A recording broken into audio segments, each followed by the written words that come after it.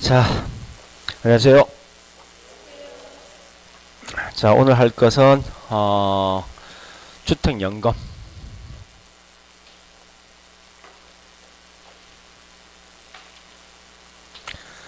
자, 우리 강의로부터 150페이지요. 자, 일단 주택노후연금은 이 자체가 매년 한 번이 나온다 생각하셔야 돼요. 하는데 일단 이제 가장 큰 게 이거죠. 노후연금 뭔가 연세가 있는 분이 직장 퇴임하고 어떤 그만두었을 때 집은 갖고 있지만 생활비가 없으니까 어떻게 합니까? 할 수 없이 집을 담보로 해서 연금 형태로 이 대출 받는 거예요. 그래서 일단 제일 중요한 곡이 뭐가 있는가 하면요. 요걸 먼저 확인하셔야 돼요. 자, D장 151페이지 맨 밑에 있죠. 네, 갈로 8번이 있는데 이 직업 방식 원래 크게 네 가지 방식이 있습니다. 그러니까 첫 번째 볼게요. 종신 직업 방식. 그다음 뒤에 가볼까요? 예, 확정 기간 방식, 확정 기간. 또 뭐가 있습니까? 세 번째 보니까 예, 대출 상환 방식이 있어요. 마지막 본이 뭐 어떤 게 있는가 하면요. 예, 저기 있는 우대형요. 우리 사실은 우리 과거에 불과 2년 전만 해도 이 두 개만 있었거든요. 이 두 개만 있는 게 지금 이런 다양한 어떤 조건을 만들 수밖에 없어요. 자, 일단 여기서 각각마다 이제 뭐가 있는가 하면 요건 종신 트럭, 즉 대출 받는 즉시 종신 트럭 죽을 때까지 결혼 받는 방식이고 요 확정 기간은요. 이 말입니다. 그러니까 일정 기간 동안, 즉 우리 보통 최소 10년, 최장 30년인데 요 확정 일정 기간 동안 받고 그다음 뭐 있습니까? 계약 기간 끝나면 예, 저기 빌려간 돈을 다 갚는 방식이에요. 밑에 있는 대출 상환 방식, 방식은 이런 겁니다. 우리 과거에 보니까 보금자리론이 있죠. 이 보금자리론 결국 궁극적 목적이 뭐예요? 젊은 계층이 집을 살 때 돈이 없으니까 은행 돈을 빌려서 집을 샀는데 이런 경우 있습니다. 만약에 내가 40세에 보니까 30년 만기를 갖다 해서 빌렸단 말이에요, 이게. 그럼 결국은 몇 세까지 갚아야 됩니까? 근데 좀 이따 하겠지만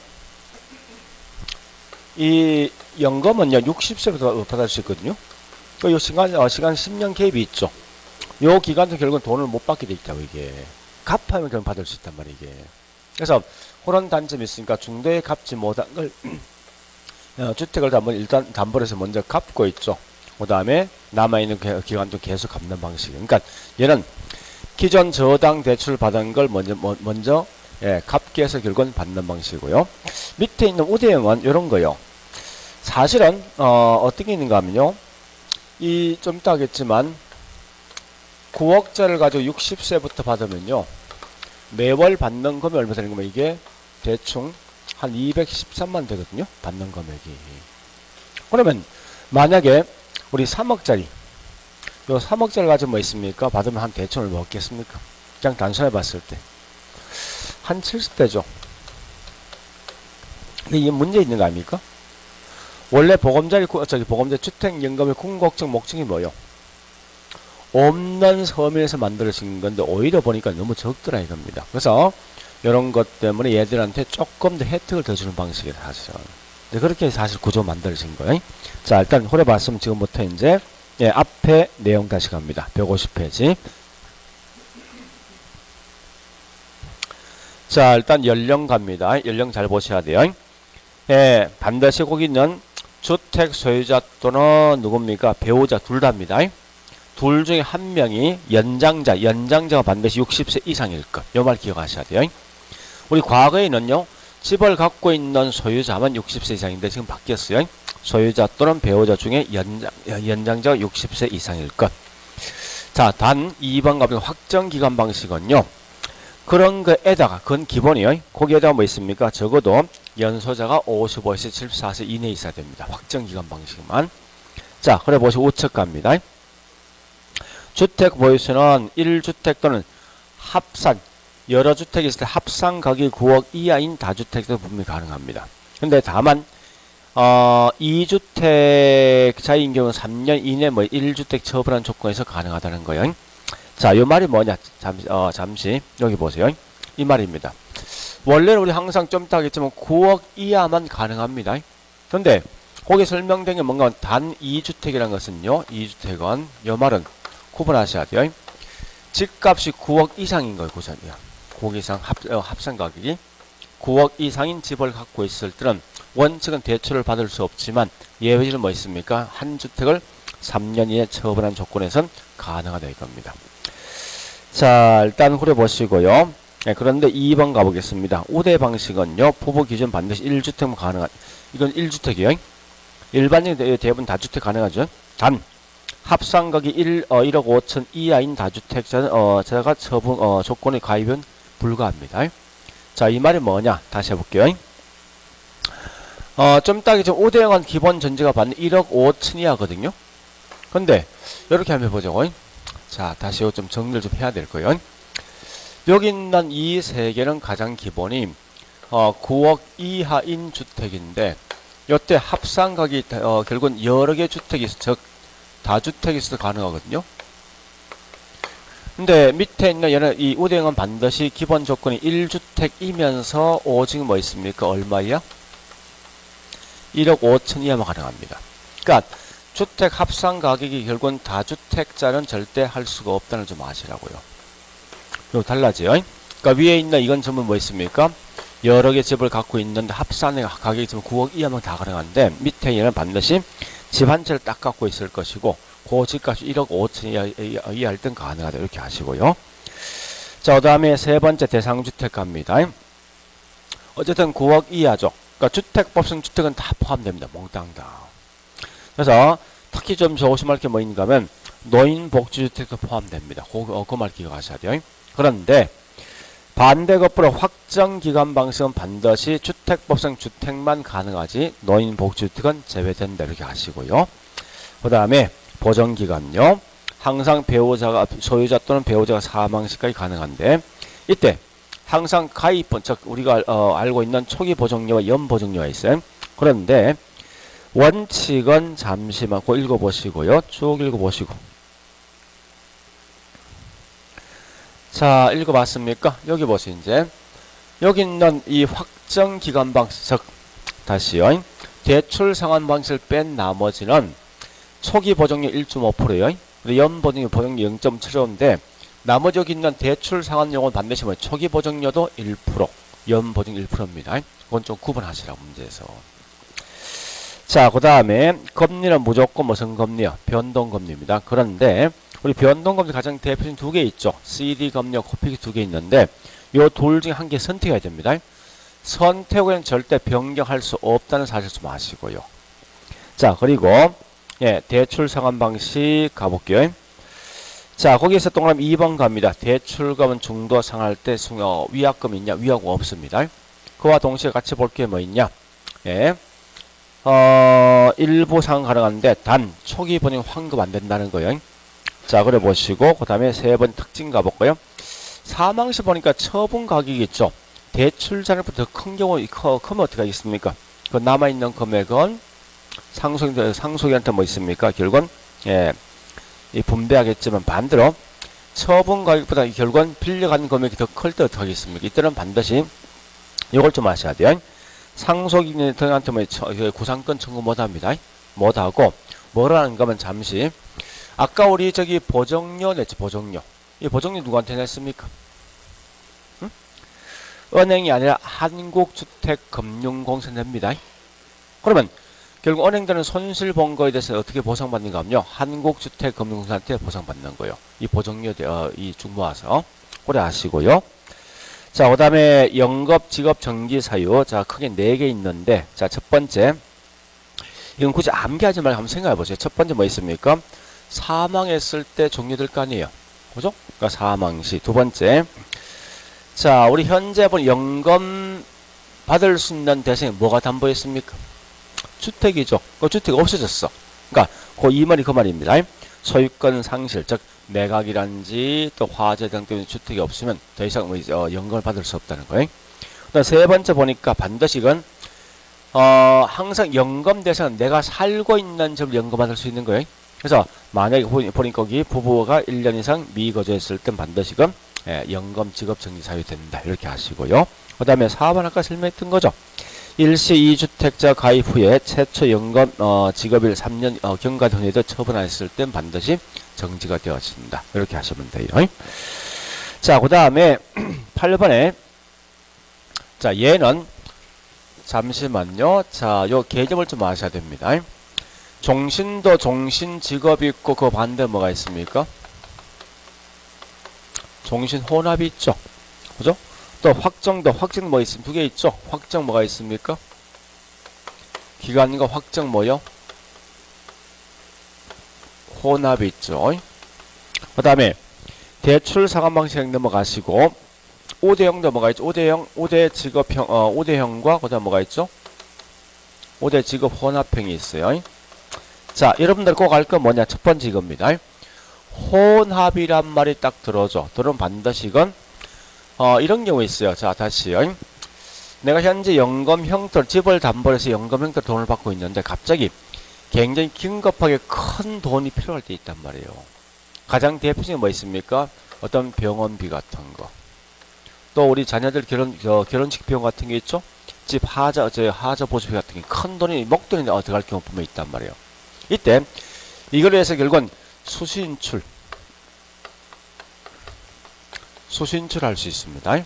그래서 인출금에 약간 차이죠. 어쨌든 중량은 수신출을 한다 이 말 들으면 전부 다 이건 혼합형이 무조건. 그걸 먼저 아셔요. 저기 개념 물었을 때. 그래서 자, 물론 거기 있는 종신 혼합형은 뭐가 있습니까? 수신출 최대 얼마까지요? 50%까지죠. 그 다음에 두 번째 보니까 확정기간도 확정기간 방식도 결국은 혼합형도 50%입니다. 고려하시고요. 자, 그 다음에 대출 상환 방식을 좀 정리하시는데 잘 보셔야 돼요. 한번 읽어볼게요.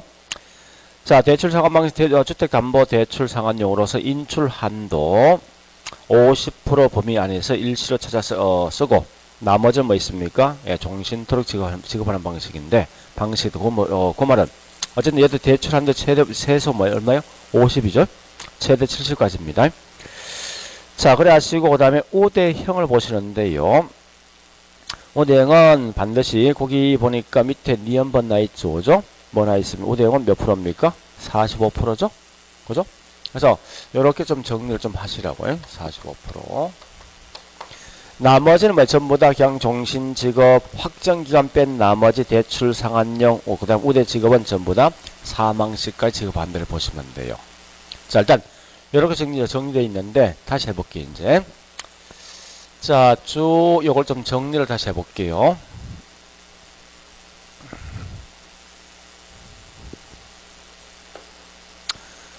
자, 첫 번째 뭘 묻냐? 요거 묻는 거요. 자, 일단 조건. 가입 조건. 항상 뭐예요? 몇 세요? 이상인데. 요때 뭐야? 연장자, 연소자. 연장자 60세 이상입니다. 다만 여기 있는 아까 했지만 확정기간 방식 이거 이외 조건도 있죠. 최소 연소자 이상 됩니다. 고려하시고요. 자, 또 두 번째 보니까 뭐가 있는가 하면은 예, 주택 보유수인데 이 보유수에 대해서 기본적으로 자, 보유수요. 원칙은 몇 주택이요? 1주택 다주택 가능하죠? 합상가격 합이 얼마요? 얼마야? 9억 이하죠. 단 2주택자가 9억을 초과했을 9억을 초과했을 때는 반드시 3년 이내에 1주택을 처분하는 조건에서는 가능하다. 근데 5대형은 기본 전제가 항상 뭐 있습니까? 기본이 얘는 무조건 1억 5천이야. 1억 5천. 즉, 이 말이죠. 5대형은 항상 보니까 기본형이 1억 5천 이하인 1주택만 가능하다. 즉, 이 말은 다주택 할 수 없다 하시고요. 그 다음에 세 번째 보니까 이제 중요한 게, 예, 저기 있는, 금리는 항상 이건 무조건 무슨 금리입니까? 변동. 자, 변동 금리 쓰는 좀 아시고요. 그 다음에, 예, 대상주택이 있죠. 대상주택은 여기 적어놓을까요? 자, 대상주택.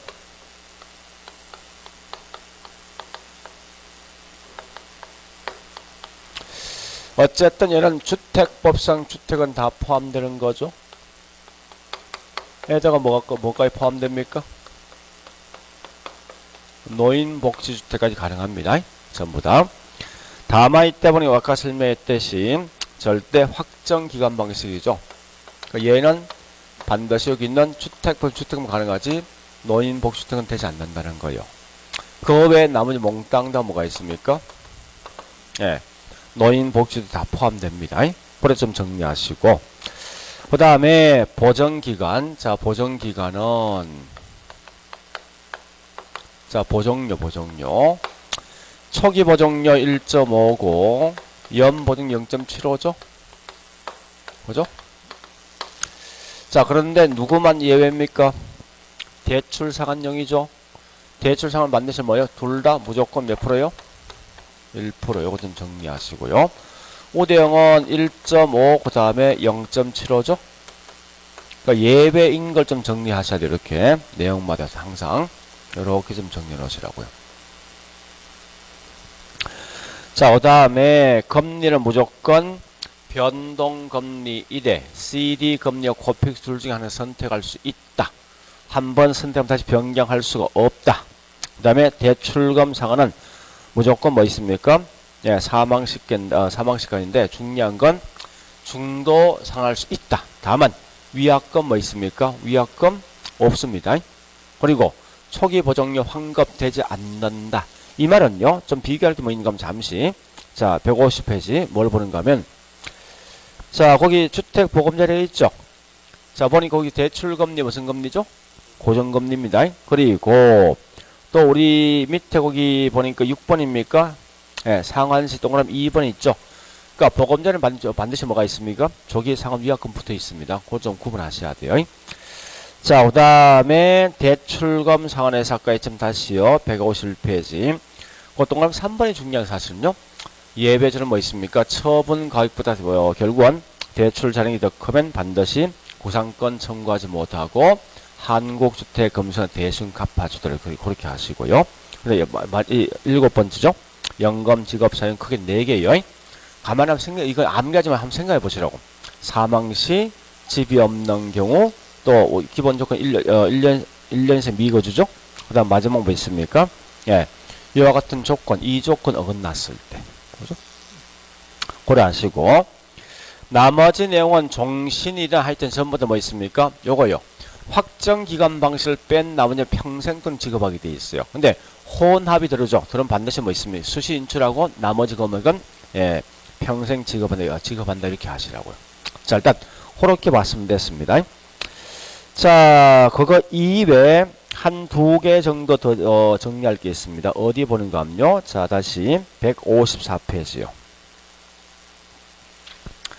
거기 상세명이 있을 텐데 좀 잘 보실 게 있죠. 쭉 가서 요걸 좀 아셔야 돼요.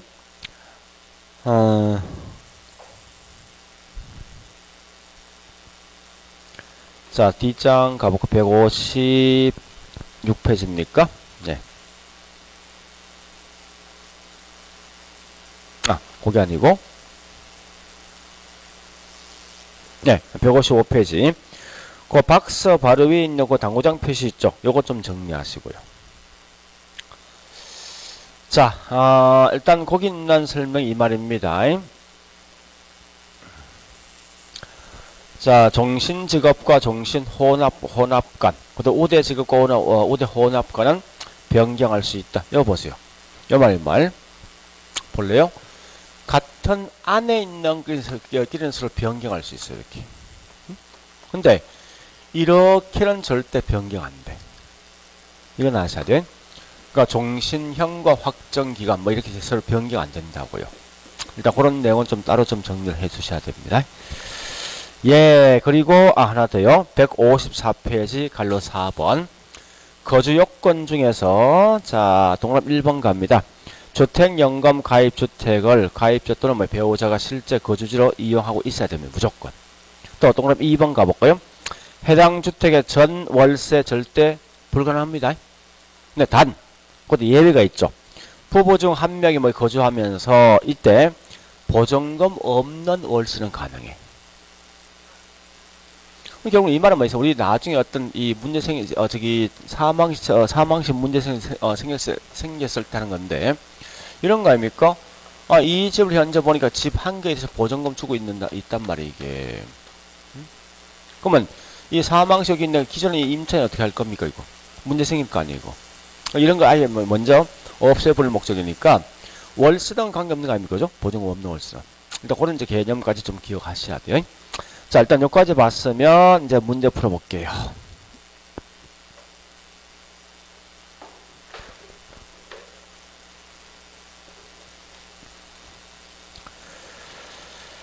자, 쭉 가서요. 예, 저기 있는 222페이지죠.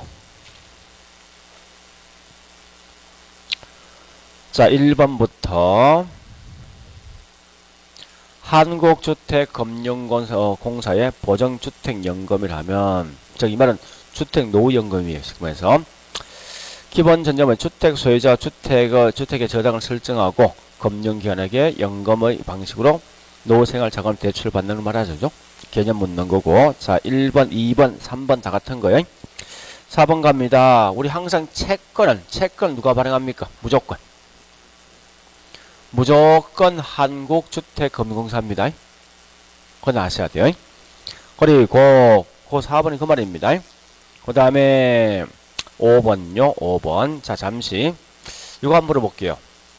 주택노후연금 대출은 누가 해줍니까? 은행이지. 보증은 누가 해줘? 한국주택금융공사입니다. 거기 있는 4번이 그 말이에요. 그러니까 예, 쭉 볼게요. 자, 한국주택금융공사는 연금 가입자에서 은행에 보증서를 발급합니다. 하면 은행들은 이 한국주택금융공사 이 보증서에 있는 내용을 근거로 해서 연금 가입자에게 연금을 대출한다 이 말이죠. 그러니까 결국은 대출은 은행이고 보증서 발급 반드시 뭐 있으면 한국주택금융공사 한다 이렇게 하시면 돼요. 자, 6번 갑니다. 자, 이용자는 반드시 몇 세입니까? 60세인데 용 기억하셔야 돼요. 우리 좀 바뀌었어요. 그죠? 주택 소유자 또는 배우자 중에 연장자 60세 이상일 것. 그 다음에 네, 7번 넘어가고 8번 갑니다. 한국주택금융공사는 쭉 가서 담보가 되는 대상주택은 주택보증주택 이외에 뭐도 포함됩니까? 예, 노인복지 포함되는데 단 확정기간 방식은 뭐는 제외된다? 노인복지주택은 제외된다 이렇게 하시고요. 자, 넘어가 볼게요. 자, D장 9번요. 종신형은 초기 보증이 얼마요?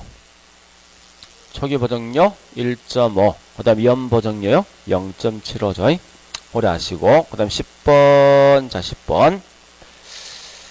한번 읽어볼게요. 자, 보정주택연금의 종신지급 방식은 가입자가 사망할 때가 지급된 주택연금 대체 원리금이 주택 가격을 초과한 경우에 초과 지급된 금액을 법정상 상속인한테 뭐 있습니까? 구상권 청구할 수 있습니까? 없는 거죠? 오래 하시고. 그 다음에 11번요. 이 문제 꽤 어렵던 질문입니다. 한번 다시 읽어볼게요. 한국주택금융공사는 보정주택연금은 주택 소유자의 사망 등의 계약 해지 사유가 발생했을 때 주택연금 채권은 항상 주택연금 채권을 담보한 대상 주택에 대해서만 가능할 것인가 아니면 다른 주택도 가능할 것인가 묻는 거예요. 잠시만. 자, 이어보세요. 요거 좀 기억하셔야 돼요. 원칙은 이거예요. 보세요. 현재 보니까 이 사람이 이런 집이 있답니다. 자, 현재 보니까 A는 주택이야. B와 C는 상가거든요. 얘는 무조건 뭐 있습니까? 항상 이 연금 받는 건 뭐에 대해 연금 받습니까? 요 주택을 근거해서 돈을 빌려간 거거든, 이게. 그래서 이 집이 보니까 사망시에 보니까 빌려간 대출이 얼마 드는가 하면요. 대출액이 만약에 8억 정도 빌려갔더라 이겁니다. 그럼 이제 나중에 이제 사망했으면 사망인 처분해야 되죠. 이 처분가격이 얼마 된가 하면 이게 보니까 한 7억 9천이 됐어. 만약에. 그럼 분명히 갚고 더 남았을 거 아니에요. 그러니까 원칙은 항상 뭐는가 하면 여기 빌려간 금액에 대해서만 항상 이 구상권 청구할 수 있다고. 또, 이렇게 하죠. 만약 9억 나왔죠? 나왔으면 어떡합니까? 요 집에 대해서는 결국은 나중에 8억, 처분 가격이 만약에 이게, 7억이 된다자고. 빌려가면 간 금액이 현재 8억 아닙니까? 1억 부정한 거죠. 1억 부정한 거에 대해서 반드시 요 나머지 상가 등의 구상권 청구할 수 없다는 거 원칙은. 그러니까 항상 담보가 되고 있는 그 주택만 가능해 원칙은. 근데 이런 경우 종종 있어요. 그러니까 이렇게 보면 이게 한 처분가격이 한 보는 게 8억 1천 되었습니다. 그건 남은 거죠. 그죠? 근데 여기 있는 이 사망한 소유자가 보니까 요 상가 등에 대해서 뭐라는가 하면 세금 등을 안 냈네. 만약에 얼마 안 냈냐 보니까 이게 1억이 되는 1억이. 자, 예를 들면 항상 모든 세금의 가장 이 1순위 누굽니까? 국세. 그럼 여기 있는 제일 먼저 처분하면요, 요 세금을 먼저 1억 가져간다고 국가가. 그거 얼마 남아 있습니까? 7억 천 남은 거 아니야. 이때는 어떻게 할 것이 하는 문제가. 이때는 뭐 있습니까? 분명히 이런 예들 때 그만큼 손해 본 거 아니에요. 이 손해 본 거에서 결국은 다른 주택에 대해서도 구상권 청구할 수 있어. 그러니까 원칙은 담보가 되고 있는 그 집만 선택 원칙입니다. 내 때에다 이런 현상들 때문에 발생하면 반드시 다른 주택에서 가능하다 이 말을 기억하시라고. 자, 일단 그런 건 좀 조심해 보셔야 됩니다. 자, 그 다음에 12번요. 중도위약금 없죠, 그죠? 그렇게 좀 정리하시고요. 일단 여기까지 봤으면 됐습니다. 그래서 항상 이 연금은 매년 이 자체가 한 문제 꼭 나온다 생각하셔야 됩니다. 자, 그리고 다시 이제 우리 개발론으로 흘러가면 개발론.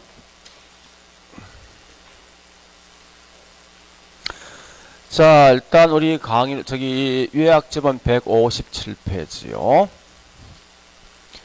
첫 번째 보니까 부동산 개발과 관리, 마케팅이지만 그 중에 첫 번째는 일절이 부동산 이용이죠. 이용은 공부하지 마세요. 그냥 넘어가시라. 아무 의미 없으니까. 그러니까 사실상 중요한 건 개발론부터 정리하시면 돼요. 자, 넘어가서 저기 있는 160페이지 갑니다. 160페이지. 부동산 개발론인데 첫 번째 할 게 뭐냐 요거요. 제일 많이 묻는 게 개발 과정과 위험 및 타당성 분석 여기 중요하다고요. 그럼 꼭 기억할 건 개발 과정이 원래 총 7가지 어떤 과정이 있는데 여러분 기억하실 건 4단계와 다시 2단계와 4단계, 7단계를 공부하시는데 그 중에 가장 중요한 게 4단계 제일 중요합니다. 위험도 크게 3개 있죠. 어떤 위험이 있습니까? 첫 번째 시장 위험이 있고 두 번째 어떤 게 있죠? 비용 위험, 세 번째 법률적 위험이 있어요.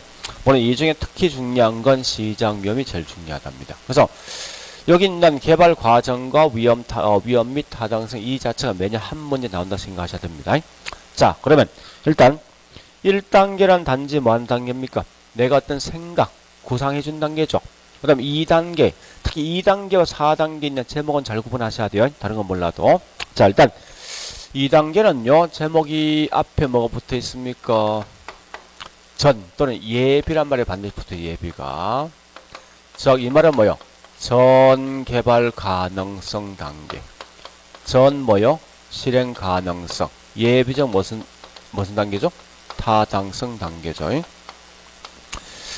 자, 좀 보실 건 다시 볼래요? 요거 좀 비교하기 4단계. 어쨌든 2단계는 제일 중요한 앞에 이 말 들어와야 돼.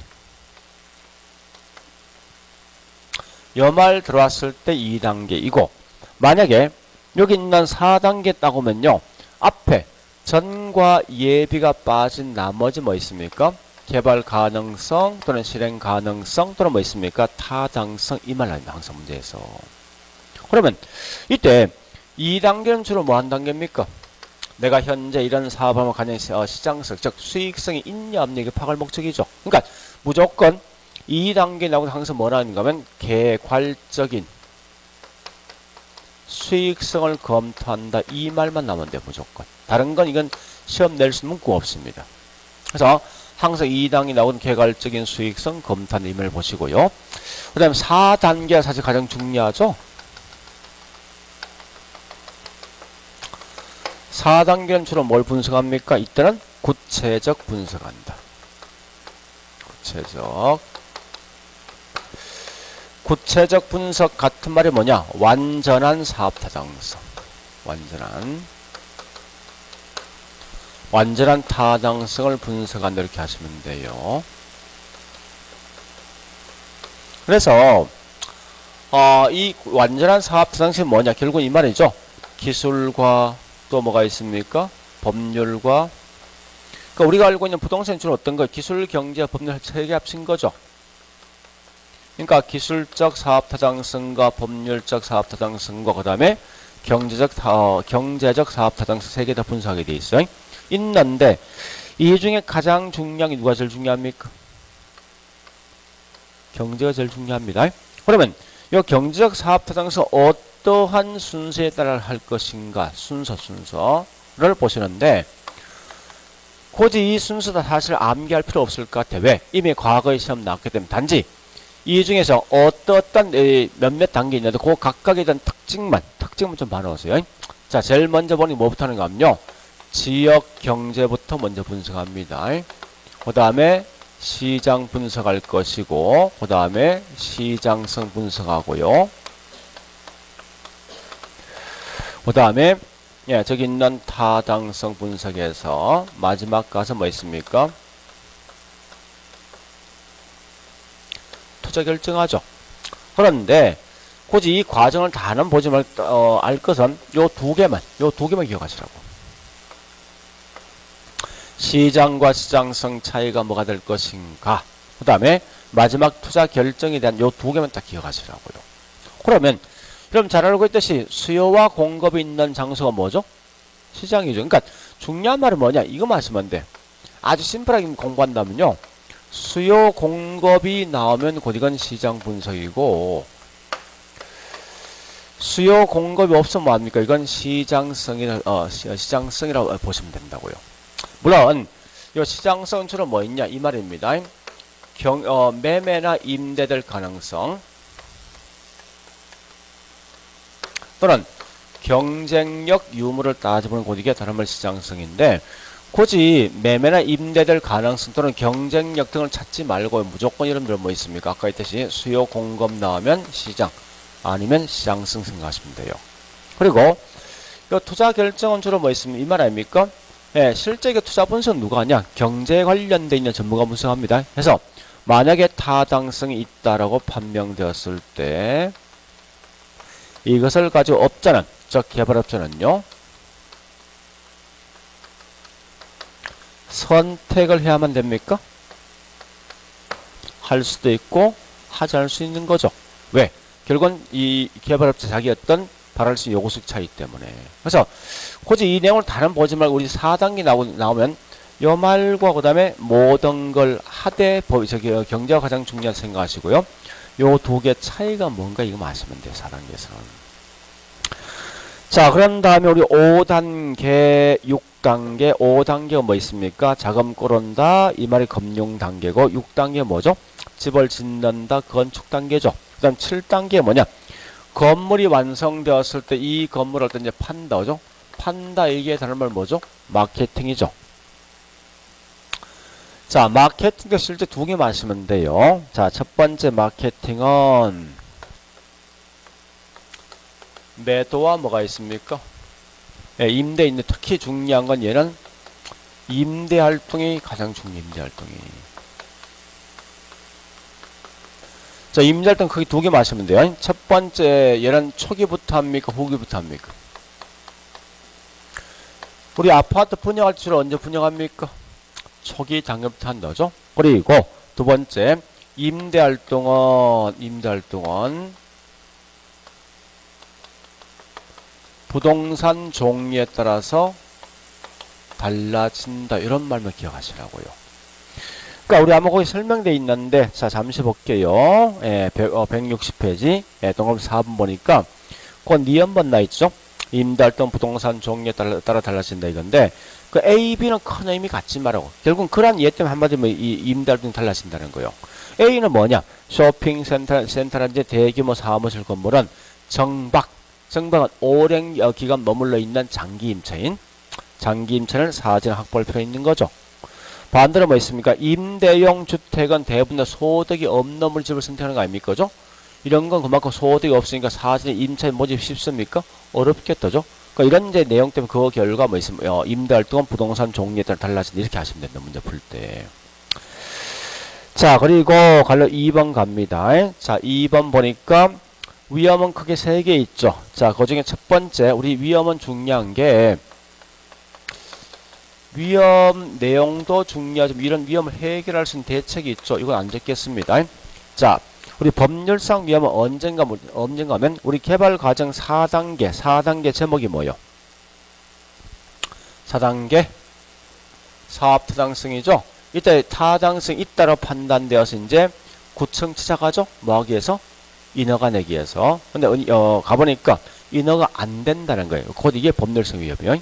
이런 위험을 해결할 방식이 뭐 있냐? 간단하죠.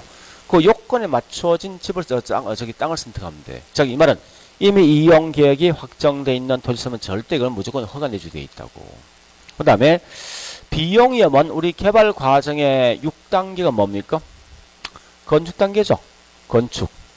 자, 이런 경우 있지 않습니까? 아니, 원래 건축비는 100억 정도 들어갈 예상했는데, 자재비가 계속 올라가면 따라 건축비 올라감에 따라서 내가 올 수 있는 위험이 뭐냐고, 이게 비용 위험인데, 이걸 해결 방식이 뭐 있습니까? 해결 방식 간단합니다. 자, 개발업자하고 건축업자 어떤 이제 이 협상한답니다. 네가 봤듯이 현재 건축비가 100억 들어가지 않느냐. 물론 중간중간 어떤 자재비 올라갈 수 있다. 그래서 내가 너한테 120억 줄 테니까 무조건 이 지역 지어둘라 라고 계약했으면 어쨌든 여기 있는 건축업자 무조건 뭐 있습니까? 이 돈 받아가지고 집 지어야 되죠. 이런 걸 보통 뭐라냐? 다른 말로 최대 가격 보정 계약이라는 말 쓴다고요. 자, 그 다음에 시장 위험은 다른 건 보지 말고 제일 중요한 뭐냐? 흡수율 분석. 자, 흡수율 분석은, 자, 이 흡수라는 것을 결국은 다르면 분양률. 그래서 분양률인데 얘는 수요 분석이고 중요한 건 흡수는 가장 많이 물었던 게 과거 분석, 현재 분석, 미래 언제 분석. 네? 나 현재 아직 집 지었습니까? 그러니까 지금처럼 흡수를 말 뜻이고요. 내가 현재 이 집을 지면 몇 프로 정도 분양되겠다. 분양률 파악하는 겁니다. 아직 집 안 지은 거죠. 얘는 이 말 아닙니까? 몇 프로 정도 분양되겠다 예측해 주는 거지. 이미 분양되었다 이거 말하는 게 아니라고. 그래서 꼭 알 것은 과거도 현재 분석이 아니라 반드시 이건 미래에 있는 분석. 그 말 마시면 돼. 자, 일단 여기까지 했으면 이제 내용 정리했으니까 문제 한번 풀어볼게요. 자, 문제 갑니다. 예, 227페이지요.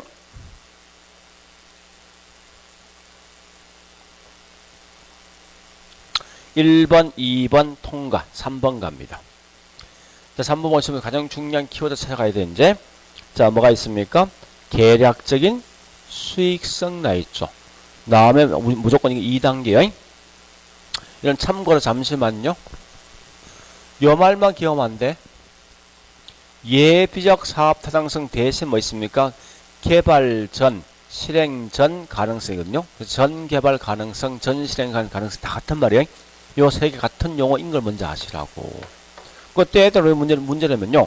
요거 대신 이렇게 시험 낼 수도 있어. 얼마든지. 그러니까 2단계는 오직 시험 나면 요거 외에는 안 나와. 이것만. 그래서 어쨌든 거기 설명된 건 예비적 사업 타당성이죠. 자, 그래 보시고 그 다음에 4번 가볼까요? 개발 사업의 타당성 분석은, 자, 이제는 거기 있는 4번 요거 묻는 거죠. 4단계 있는 뭐 4단계. 그죠? 이때는 모든 걸 다 분석한다 그 말입니다. 그 다음에 5번 가볼까요? 이 중에 가장 중요한 게 무슨 분석이라고요? 경제구조. 자, 6번 갑니다. 6번도 보니까 핵심이 뭐 있으면 자금을 끌어온다. 이게 무슨 타당성이요? 재무. 여러분 재무적 같은 말이 경제적입니다. 경제적 사업 타당성 같은 말은 재무적입니다. 뭐 같은 말이라 좀 기억하시고요. 그 다음 7번 가볼까요? 자, 7번, 8번. 자, 특히 8번이 중요한 말이죠. 네, 타당성 분석 결과 비록 동일하다 할지라도 결국은 업자에 따라 이걸 채택 또는 기각할 수도 있죠. 그래 보시고 넘어가 볼까 이제. 자, 쭉 가서 9번, 10번, 11번 그냥 넘어가시라고. 자, 12번 갑니다. 만약에 문제에서 잠시만요. 이거 보세요. 이러이러한 예가 어디 속에 포함되냐 그냥 그대로 넘어가시라고. 큰 의미 갖지 말고. 이 말이 꽤 많은데 잠시 제가 확인만 시켜드릴게요. 자, 우리 요약집 다시 가봅니다.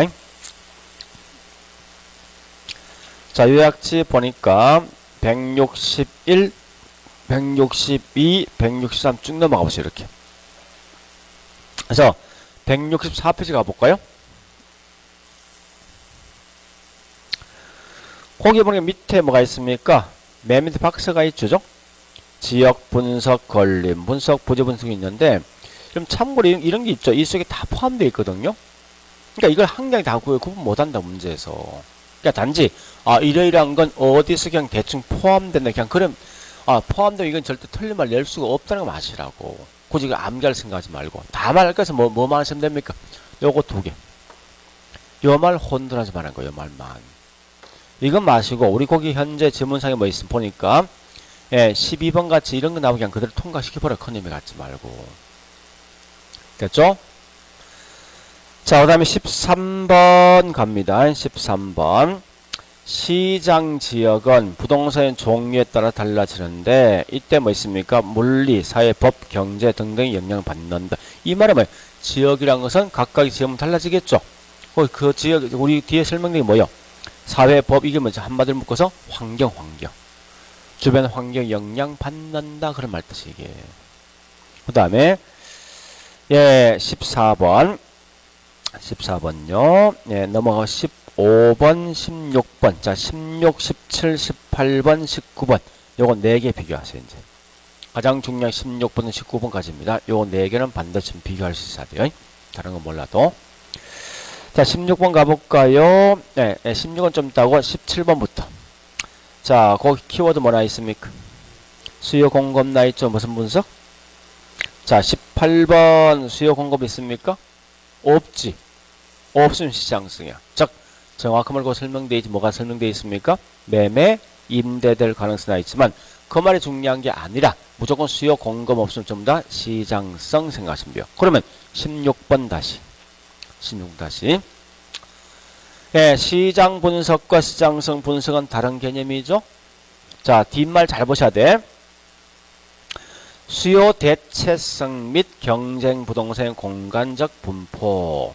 요 말은 요건 수요 공급 묻는 거요? 아니면 수요 공급 묻는 게 아니에요? 아니죠. 그러니까 거기 있는 수요의 대체성 이 말은 뭔데? 이게 이거요. 경쟁력. 그래서 거기 있는 말은 뭐 있습니다. 다른 말로 시장성 분석에 대한 설명이죠. 그죠? 자, 다시 19번 같은 거요. 그래 보시고 21번 갑니다. 21번. 자, 임대활동 언제부터 합니까? 초기부터 한다. 23번 갑니다. 쇼핑센터나 대규모 사무실 가면 건물은 중요 임차를 사진하게 볼 필요가 있죠. 그 다음에 25번, 25, 26, 27, 27번까지. 요거 3개. 25, 27번까지 쭉 가보세요. 자, 일단 먼저 할 것은 26번부터 먼저 하셔야 돼. 자, 얘는 보니까요. 흡술 분석은 공격적 목적, 뭘 분석할 목적이죠? 미래에 있는 추세 분석할 목적입니다. 요걸 먼저 하시고, 그 다음에 27번요. 자, 그럼 흡술 개념 자체 묻는 거거든요. 흡술 말 뜻이 뭐야? 다른 말로 분양될 율이죠. 분양률. 그러면 우리 거기 있는 내용 보니 뭐나 있습니까? 일정 기간 동안 소비되는 비율. 이 말은 집을 산다는 거죠. 이건 민감도 분석 아니죠? 민감도는 반드시 뭐예요? 말 뜻이. 민감도. 자, 다시 갑니다. 이 두 개 개념 정리하셔야 돼요. 우리 과거에 그 질문을 갖다 이게 민감도 분석이라고 시험 나왔던 과거에. 그러니까 그것을 좀 구분하시는데, 자, 민감도는 어디 있는가 하면요. 130페이지 가볼까요?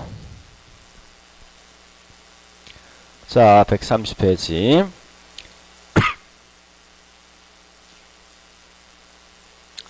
아니, 천재 130페이지. 21번.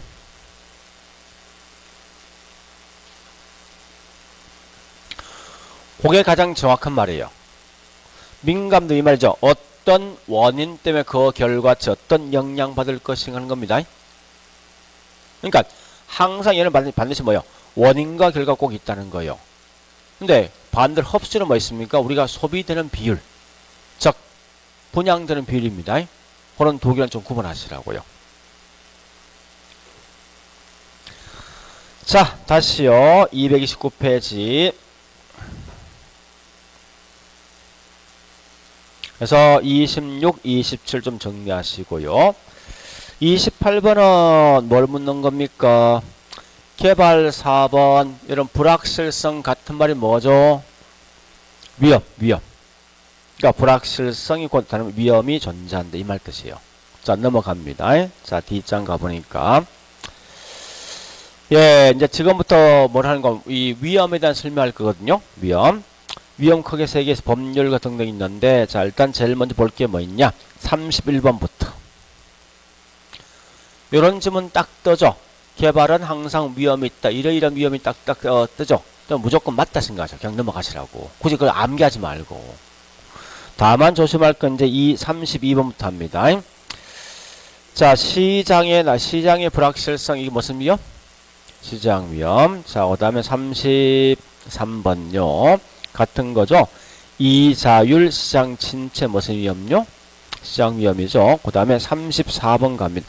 이게 우리 과거에 장난친 게 참 야하게 장난쳤는데, 토지 이용 규제는 공법입니까? 산법입니까? 공법이죠. 또 저기 있는 소유권은요? 요걸 반대로 쓰면 돼요. 반대로. 좀 야비하게. 자, 그 다음에 35번요. 자, 토지 이용객이 확정돼 있는 땅을 매입한다. 이건 어떤 위험에 대한 대책입니까? 법률상 위험에 대한 대책이죠. 36번요. 군사보호시설 나있죠. 이거 무슨 위험? 법률상 위험. 오래 정리하시고요. 자, 나머지는 큰 의미 없습니다. 그냥 쭉 넘어가시라고. 그러니까 정리하면 이 말이죠. 본래 우리 과거에 나왔던 문제 딱 정해진 거 아닙니까? 요 말라 뭐 나야 됩니까? 무조건 이거 나야 돼. 2단계 딱 나눈 순간 무조건 이 지문 뜰 수밖에 없다고. 그다음 4단계 몰았을 때 뭐 해야 됩니까? 요 말 나오죠. 완전한 분석 또는 기술 경제법을 모두 분석 니만 하시고. 그 다음에 요거 두 개 묻죠 항상. 수요 공급 무슨 분석? 시장. 없으면요 시장성. 이렇게 가시고요. 그 다음 이건 최근에 문제 문이 주로 이거 말고 위험이 크게 세 개 있죠. 법률상, 비용, 시장이 있는데 저는 이러한 예가 어떻게 포함되게 물었을 때 시장 관련된 내용 나면 시장 위험이고, 하여튼 법률 관련된 내용 나면 법률상 위험이라고 보시면 된다. 문제에서 그 정도 있는 내용까지 하시면 돼요. 자, 그래 보시고 좀 쉬었다가 저기 있는 개발 내용 갈게요.